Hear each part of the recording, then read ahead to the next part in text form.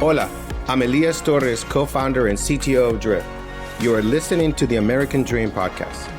Did you know that Drift is part of just 2% of VC-backed startups led by Latin American founders? Well, I'm on a mission to change that. On this show, you will hear from leaders who have achieved their own version of the American Dream. We'll talk about what the process looked like to get there, the obstacles they faced along the way, and the work we still have to do to build the new face of a diverse corporate America. Bienvenidos a todos to another episode of the American Dream podcast. Today we have Nestor Solari on the show. Nestor is the co-founder and CEO of Sigo Seguros, an insurance technology company focused on serving the Spanish-speaking community with fair insurance. The son of Uruguayan immigrants, Nestor witnessed his own family struggle to get insurance in the United States, and it's largely why he's dedicated his career to helping underserved communities. Today, we're going to learn more about his mission. Nestor, thank you so much for joining me on the show. Thanks for having me, Elias. Excited to be here. What happened? What was the story, this pivotal moment that triggered you to start this company and go into this mission? I want to talk about that. Yeah, let's start there. I mean, triggered is the right word. And so I'm not an insurance guy by training. I spent my whole career in finance. I had a kind of tangential knowledge of insurance. But my first kind of encounter with how difficult it was for some people in our community to get access to auto insurance was when my tia Celia, my aunt, asked me for help with their budget. She said, "Hey, looking to cut some expenses. Can you take a look and see if anything jumps out?" And what jumped out at me was that there were several charges that month for her auto insurance. And I asked her, "Are you paying late or why?" And she's like, "No, that's just what happens every month." And that kind of sparked it for me. And I started digging and realized she was getting charged a fee for automatic payment every month, which sounds weird, right? Because automatic payment's the cheapest way to pay. Yet she was getting charged an extra $10 every month unexpectedly. And so that's kind of where I started digging. And kind of once you see it, you can't unsee it, right?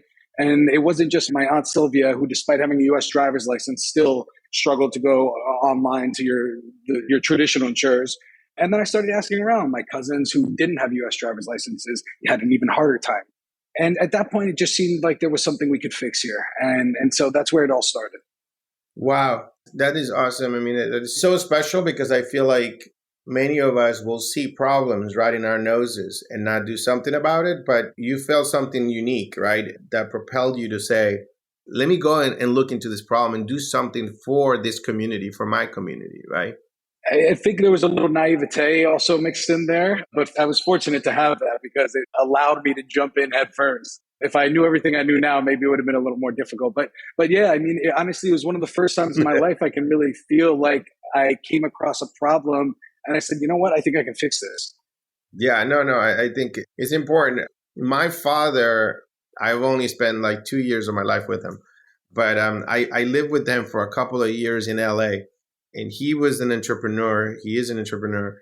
He had these little businesses that were specific for our community in LA, right? And one of the businesses was an insurance company where he had a desk, him and his brother, and then people would come. So Latinos could come to his desk, right? And like get help from him on setting up an insurance, right? Whether it was car insurance. Mostly, I think probably it was car insurance.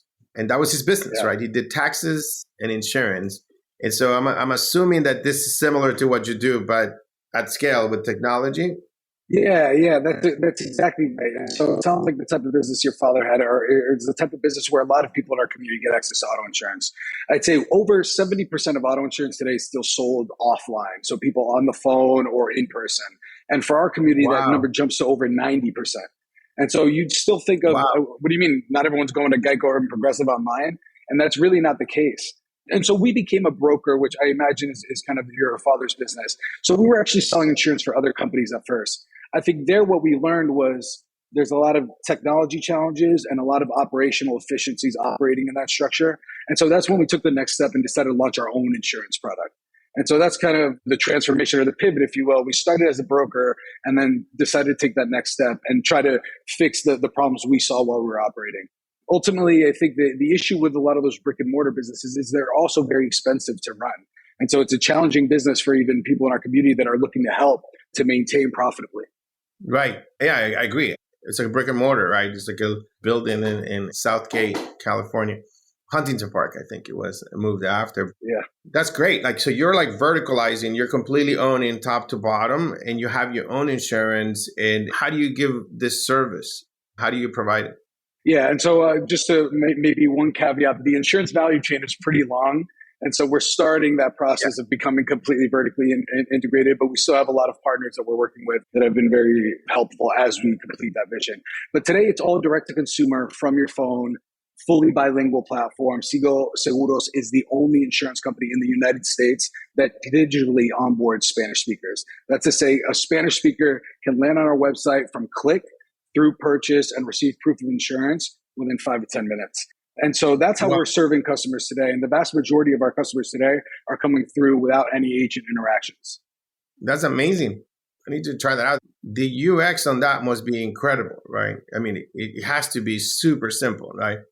It's funny you mention it. I mean, it's been built little by little in response to what our customers need and where they have challenges. Me and my co-founder started literally with a WordPress form, your name, zip code, and phone number and email. Those were the 4 questions, and type of car, 5 questions. And we would start calling people and selling them. And once we sold our first policy, we were like, oh, wow, we can sell insurance this way. And then we started automating it. Then we started automating the quoting. And then when we realized we need to launch our own product, we started building out that tech.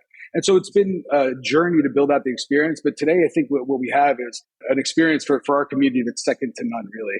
And I think there's still a lot more to build because right now the onboarding experience is pleasant, but there's still a lot of tools that we want to build to help our customers manage their insurance and their financial well-being.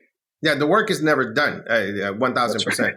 But it's still like you have something, right? That I love what you just said, right? It's like people always ask me, like, well, how do I start a company, right? It's like, you just started. That's what you did, right? It's like you put up a WordPress form, you asked for 4 things, and you called them, right? And so that is the essence of entrepreneurship, right? That scrappiness to be like, okay, I'm just going to start with this instead of being like, well, I need a lot of money. I need to solve this whole problem. I need to have a lot of teams. You know, I advise companies right now. There's a company I'm advising that is like about 25 people, has so many engineers, zero revenue, right? And it's been around for a couple of years, right? And it's like, you got to get to it, right? And that's the thing that I love about a Latino that understands the hustle like you. So were you born here or you were born in Uruguay?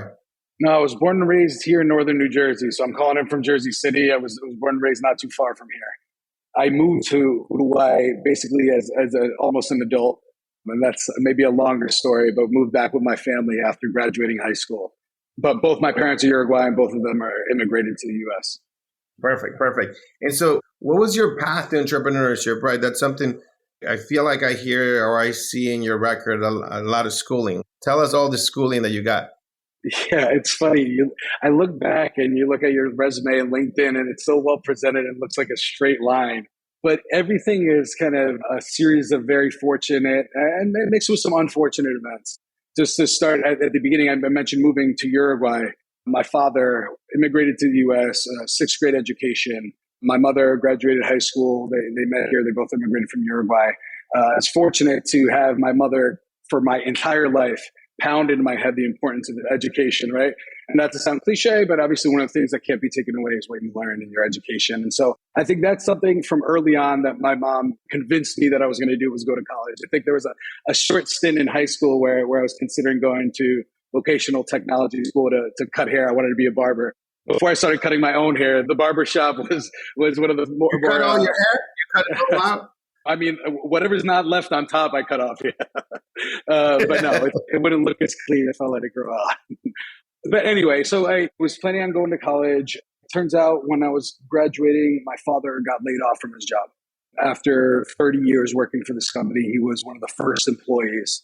He left without a pension, without any ownership in the company, and with kind of a pat on the back and good luck in your retirement, and hope Social Security is enough for you to live.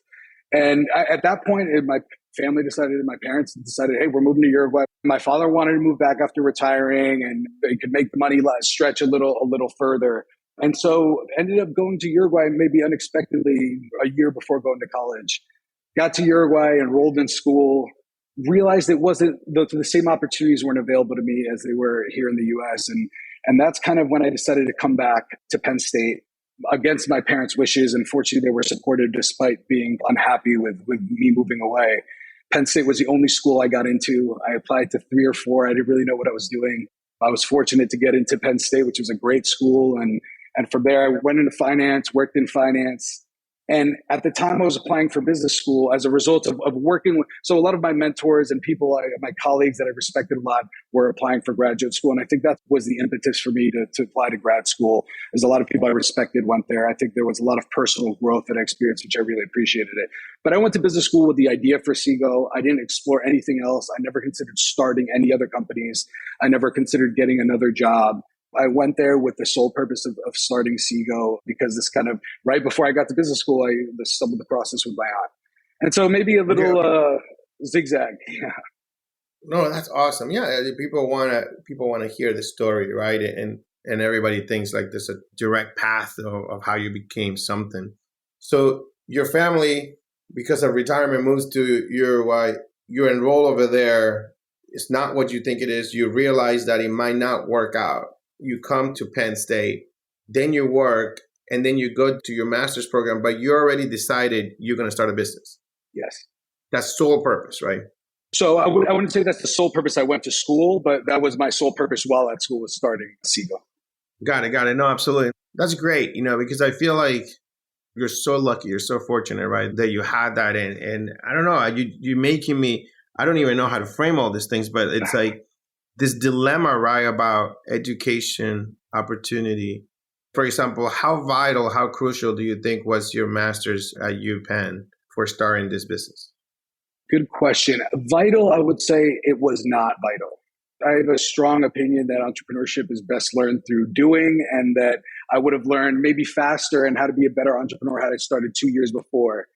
With that said, it was a fantastic experience. I learned a lot. I grew a lot personally and professionally. I think I grew a lot as a manager. I think it made me a better manager of people, which might have been a little more difficult to understand, to do in a small company. So you're put into a lot of situations that are intentionally designed to breed challenging and situations with diverse people. And so for however much work there still needs to be for getting more diverse people into these Ivy League programs, I think the schools do a pretty good job about building a class that challenges each other and has a wide range of experiences and viewpoints and kind of worldviews, if you will. And so I think you're forced to work with other very smart people that might disagree with you on how you view the world, but you're still working towards the same thing. And so I think that really helped me step outside of myself a little bit and think about what the goal of our interactions are. And I'd say it kind of forced a lot of personal growth as well, which I appreciated. And so while I wouldn't say it was vital, I would say it was helpful. And beyond that, obviously, opportunities to get some grant funding, opportunities to pitch your story over and over to a lot of smart people, get in front of investors. I think hands down, business school would have been worth it just because I met my co-founder there. I met my co-founder there on the first day. We worked together on there. So a year later, we decided to start working together, and we graduated and worked together. That alone was worth the price of admission. It's priceless. Exactly. It's yeah. Priceless. I mean, meeting a great business partner that you can trust. I have one of those, David Cancel from Drift. Like we worked like over 13 years together. So that's very important. I agree 100% with you. And I really like how great of a balance you're using to describe school. And so it's good, right? I don't want to 100% knock it, but I like the way you said it, right?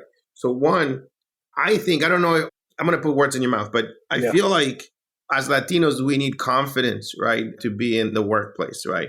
Even though you are, I would think you can create an environment that is more Latino, right? Because of the community that you serve. But what you were getting was confidence that if you would have gone to a college that was more predominantly Latino or something like that, and you go into New York City to work and you're dealing with this diverse, smart people, right? You might not feel as confident in dealing with all these kinds of ego situations, politics situations, authority, instructional performance measurement, and that kind of stuff. And so you were getting a practice of dealing with handling conflict, right?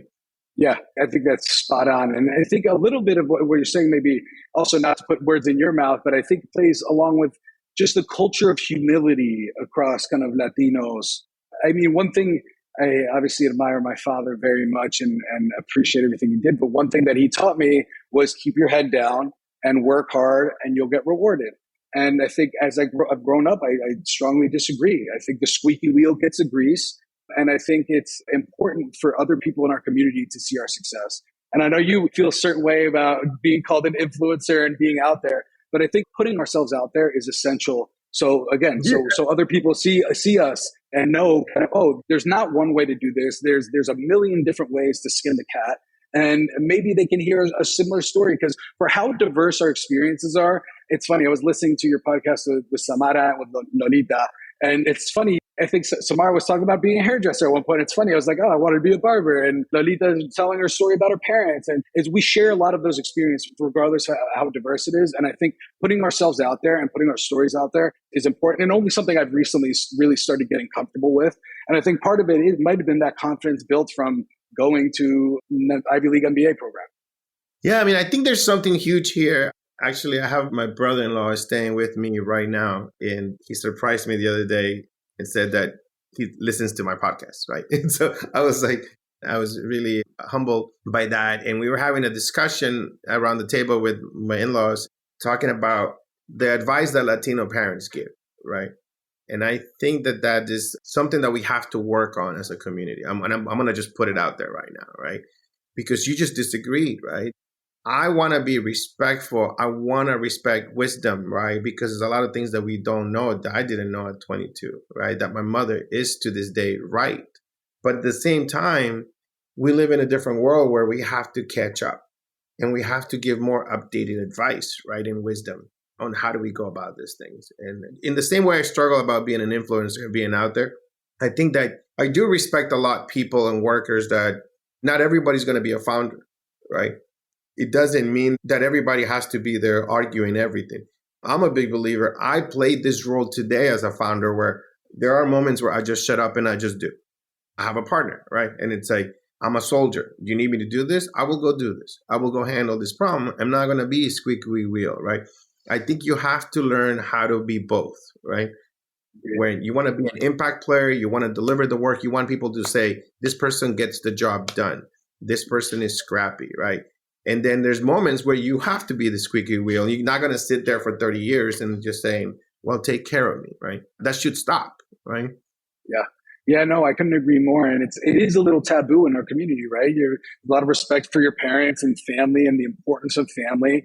And I think, I mean, for whatever it's worth, I think I've gone against that a couple times. And when I moved away from my family in Uruguay, I think it was a very un-Latino move of me. I lived away from my parents for almost 20 years. They only recently moved back.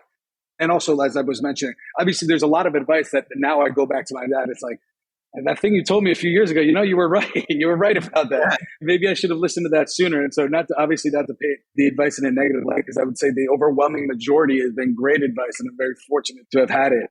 But there are things that you need to figure out for yourself. And I think part of that is being an entrepreneur as well. And if you want to be an entrepreneur, part of it is figuring it out, and that problem solving skill set, which I think has a lot to do with questioning and learning kind of this new environment that we're kind of exploring as a community. Yeah, I think it's fantastic advice. I had similar thing, right? Where to this day, right, out of my wife's family, we moved away. My wife and I met in high school, and we were in Florida, in Tampa. And we moved in 1998, right after I graduated from college, to the Northeast. And it's been 20-something years, right? It's been 24 years. And my life changed because of that move, right? Because I took that risk. And everybody was like, what are you doing? Why are you moving? It's so expensive up there. It's so cold. To this day, people are like, have this criticism, right? But they don't understand what we were able to accomplish here. I think hot take here, I felt it in your voice. Your father worked for 30 years and he just got sent home, nothing, right? Just maybe a pat in the back, right? And what's the path for the future? Should we all become entrepreneurs? What do you want to tell the Latino community? Yeah, I appreciate you giving me the opportunity to speak up, because I think it isn't about all of us becoming entrepreneurs. Although Latinos are the most entrepreneurial community, we're starting business at a rate faster than anyone else. And so I think that's encouraging and something we should continue.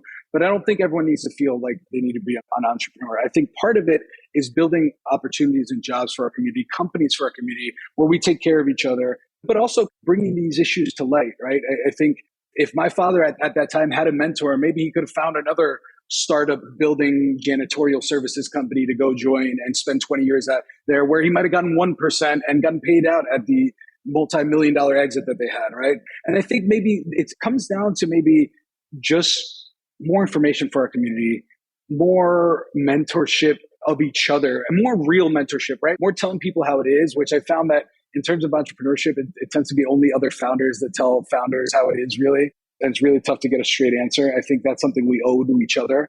But understanding that there's these opportunities to invest in yourself long term, and you don't have to be an entrepreneur. You can go work at a startup where you get equity in exchange for your time, or you can save money and build that side hustle and build that nest egg and that savings, or invest in different things. I think there's a lot of challenges that now, as a 35-year-old, reflecting on some of the challenges my parents had, it's almost like I wish I knew what I knew now to maybe have helped them a little bit more on this investment or this financial decision. And I think that's what it comes down to. So while I encourage entrepreneurship and think it's fantastic that our community is starting business at such a fast rate, I don't want to put out there that everyone has to become an entrepreneur, because I think there's a lot of different ways to build security for yourself and your family. And I think it's just about knowing that those opportunities are out there and working for them. I love what you're saying about the wide range of entrepreneurship and advice that we can give to Latinos, right? That it might not be entrepreneurship, but it might be owning their own home. It might be even having a little rental home, right? Rental unit.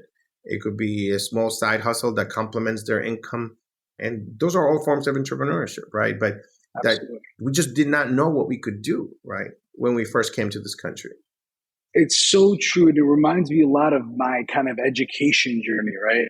I think if I had someone who had gone to college to maybe hold my hand throughout this application process in undergrad, I think it could have gone very differently. And I'm so fortunate of how it played out, that the one school that accepted me was able to meet my needs and give me the opportunities I was looking for. But if someone could have told me, hey, maybe you should apply to more than 3 schools. And I had a guidance counselor whose best advice was make sure you check the Latino box when you're applying for school. And so I think just having that open communication in our community, and now that there's this generation of entrepreneurs and professionals out here like yourself and like the community we're building, I think it's what we need to do, right? At Sigo, what we're doing is a podcast called Café con Sigo, very much focused on our community and not just on insurance, but things like, hey, your kid's applying to school. Let me give you some of the advice and some of the challenges I had. And I think just by putting that information out there, we can make a big difference. Yeah, I love that. There's a desire of coaching and helping and mentoring others, right? And I think that our community needs more of that, right? And the range of topics that we need to share and communicate on is vast, it's huge, right? Because we have to help from like raising children, access to healthcare. There's a lot of startups in this space in the Latino community, like Zocalo Health, right? That is starting to provide access into the right communities, to education, high school, entrepreneurship in high school, to like applying for college. I'm working with USF, where I went to school. We're discussing how do we help the Latinos in school, in the engineering computer science school, get guidance for career placement, right? Because they don't have it. There is none being provided, and they don't end up with the best jobs that they could get, right? And so we need advice and information throughout the entire life cycle, right? Yeah, I think that's right. And there's organizations out there that can provide a lot of this help, and that honestly, most of our community just don't know about. It's funny. I remember when I came across Sponsors for Educational Opportunity, SEO, which was a program I did in undergrad, which was super helpful for getting me ready for the professional world.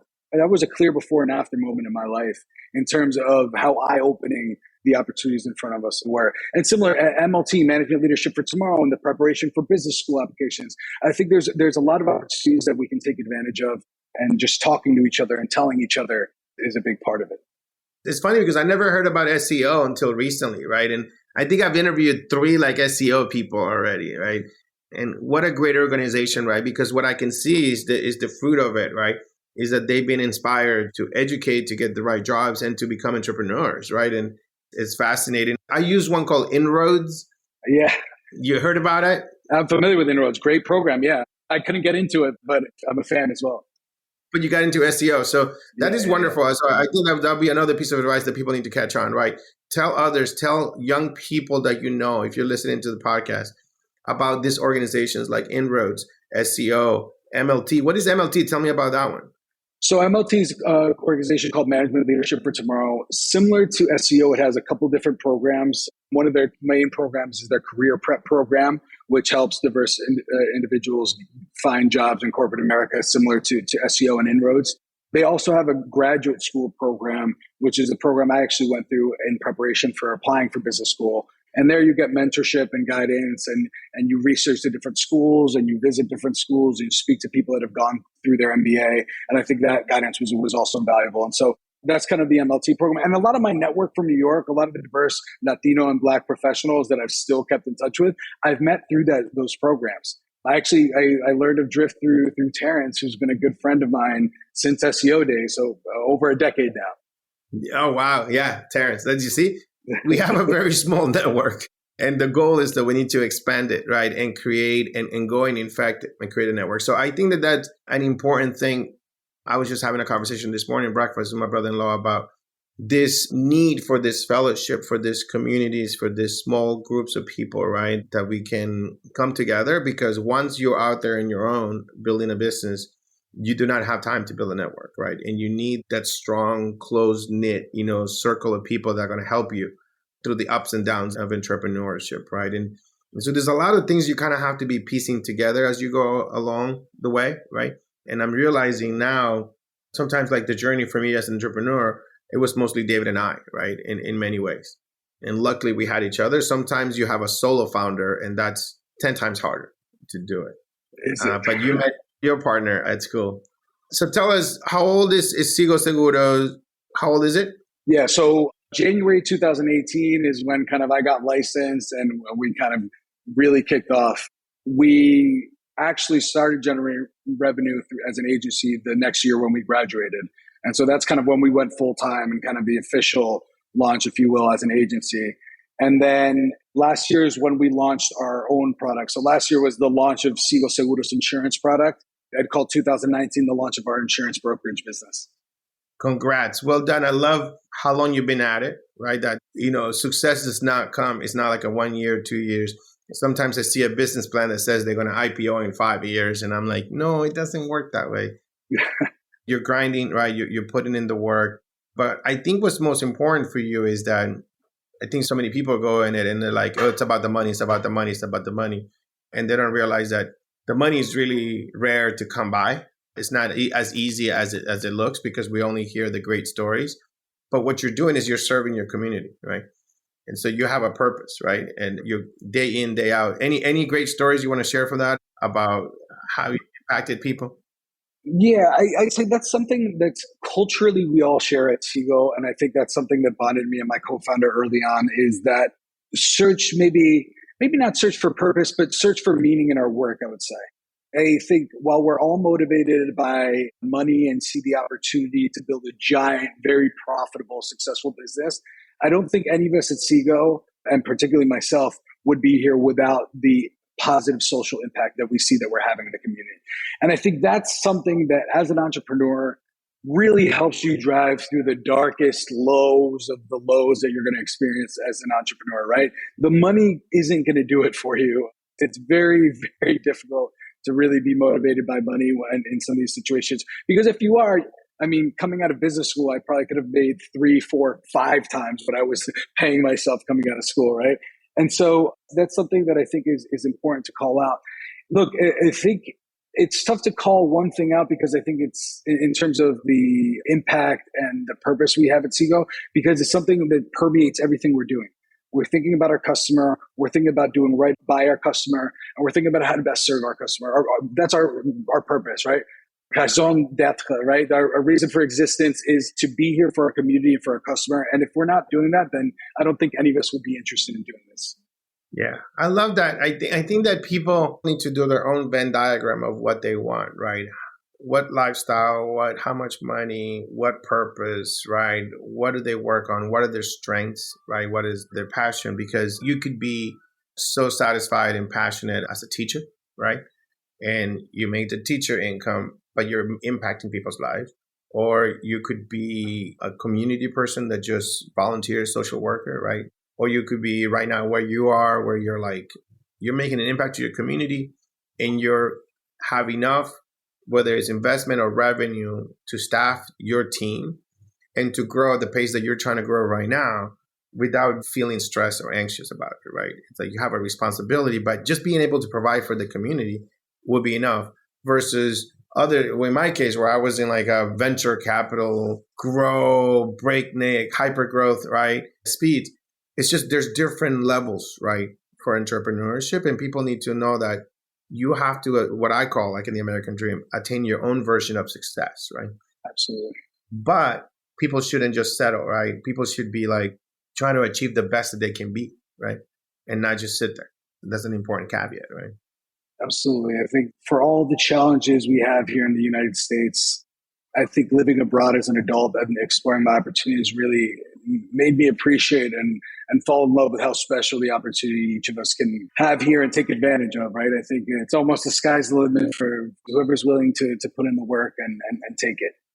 That is another twist in people's journeys, right? Me, I came and I saw what the opportunities were in my country, right? So like I came in like this, appreciating going to USF, getting a scholarship, getting $200 extra a semester.